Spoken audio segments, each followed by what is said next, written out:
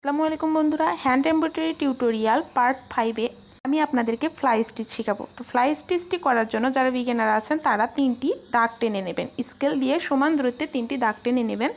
নেওয়ার পরে বাম পাশ থেকে সুইটি উঠিয়ে নিয়ে ডান পাশে সুইটি বসিয়ে দেবেন এবং মাঝ বরাবর একটু নিচের দিকে মাঝ বরাবর সুইটি উঠিয়ে নেবেন, নিয়ে আবার একটু দূরে সুইটি বসিয়ে নেবেন। ঠিক সেমভাবে ডান পাশে আবারও একটু দূরে সুইটি উঠিয়ে নেবেন এবং বাম পাশে সুইটি বসিয়ে নেবেন।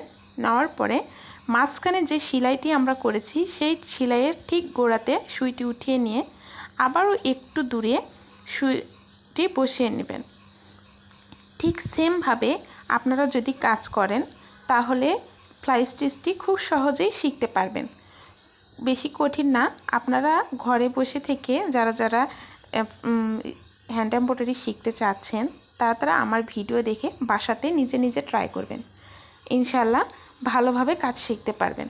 আর কাজ শেখার জন্য অবশ্যই আমি বললাম 3টি সমান দূরত্বের দাগ টেনে নিয়ে কাজ করবেন প্রথম অবস্থায়, তাহলে কাজটি অ্যাকুরেট হবে এবং দেখতেও সুন্দর লাগবে।